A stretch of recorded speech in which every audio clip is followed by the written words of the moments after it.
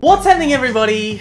Daniel here. Welcome to Photo Critique TV. This is episode 47 technically, and we haven't done this in 2 years. Aaron's back in town. We only just relaunched this yesterday. We've got a bunch of submissions, so we've got 2 people today. Joe Delaney, welcome, and Chris Smith. So, guys, let's just kick this off straight away. Aaron's gonna be. We're gonna try and. There's a fly flying around. We're going to try and keep this episode under 5 minutes. We've probably already got to 1 minute. What are we up to? Yeah, we keep going. Alright, sweet. Okay, so Joe's from Colac, which is in Victoria, isn't it? Mm-hmm. Yeah. And Victoria, by the way, is a state in Australia. Hang on, there's a fly on the camera. Get it.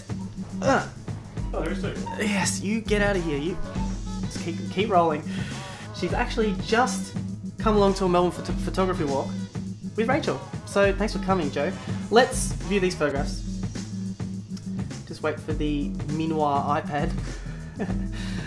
So Joe, a couple of things with this photograph. There's nothing wrong with this photo, but there's nothing really special about it, okay, at the same time. So I see what you're trying to do there. You're just trying to really just capture that raindrop. I think with these sort of things, you want to try and get in even closer.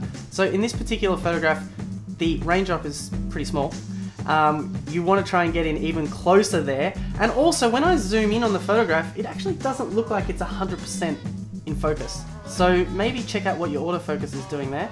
And like I was saying, there's nothing wrong with it, but there's nothing really special. So sometimes, you know, you might want to look for some more interesting light and maybe some more interesting composition, because right here the raindrop is just in the center of the image and you've got a branch leading into it. So maybe try and place the subject being the raindrop, in a more interesting spot. And your other photograph, let me just open that one, is of the bee. Nice little bee's butt. Have a look at this. He's ruining this. I know. So Joe, same thing again with this photograph. The focus doesn't look like it's 100% on, so when I zoom in, it looks really, if I can zoom in on this silly little iPad, it doesn't look 100% sharp when I look at the focus. Now, I don't know if that's just this photograph or whether that is actually not 100% in focus. Also, lighting and composition. So again, you've just used place the subject in the center of the image. Try and move it around a bit. Place it in the top right-hand corner or the top left-hand corner, and rather than just using that center focus point. And the light, maybe go for something a little bit, maybe try and make it a little bit more interesting. Try and shoot at a different time of day so that light is a little bit more interesting, okay? So, let's go on to Chris Smith. And it's photographed, what are we up to, what time-wise? 4:30. 4 minutes 30? Yep. Holy cow. Okay. Chris has got 2 images, and we're going to go OTB on photograph 3 with Aaron. I'm going to tag you straight in. Ready? Yep. Okay, now let's bring up Chris's first image. I'm going to give you a description of this after. Loading. Aaron has 7 seconds to give us his OTB, which is off the bat. On photograph 3, OTB on photograph 3. Here you go, take a look, enjoy. You got 7 seconds. Counting down. Take it again, he blinked. Yeah, fair point.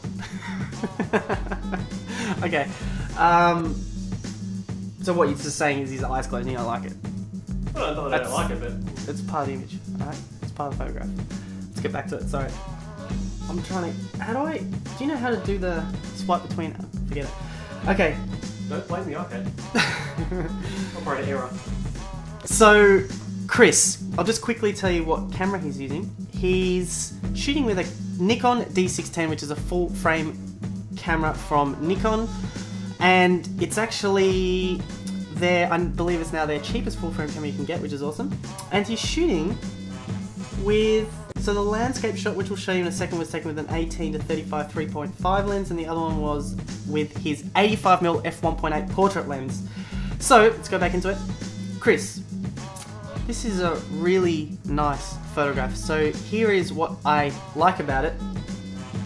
The lighting, the processing, And what you've actually captured there, so the expression on your face is this is a self-portrait. I'm actually curious as to how many takes it took you to get this shot, and why you chose this one. And I think the thing that's most appealing about this photograph is, when I say the processing, I mean the black and white conversion. So I love what it looks like in black and white. The light is beautiful. It's definitely not overlit. It's a nice low-key shot, and the composition is awesome as well. So when I look at this photograph, the brightest spot is just under your eye, so your cheek there and your hand, and my eye is drawn there straight away. And that's what I'm assuming you want the viewer to be looking at. So well done in arranging the lighting so that he's actually like that. So Aaron's saying we've already hit the 5-minute mark. We'll pass that, mate. So, oh, what are we up to?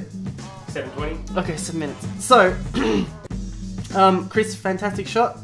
Lighting, composition, and the moment there, the expression on your face is fantastic. So, good work there. As far as improvements, I don't know what else I would do. I think this is a good shot. I like it.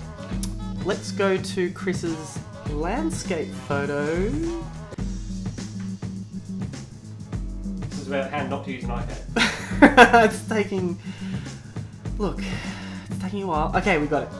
Chris, again, things I like about this photo. It's a great shot. Good lighting. So what you've done here is obviously used a long exposure.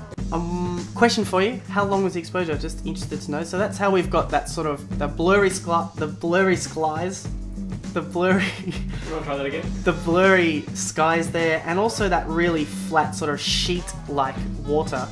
And I don't really know how else I could improve this photo. Maybe to make it a little bit more interesting, I would perhaps put a subject in there. So put somebody on that pier just to make it a little bit more interesting.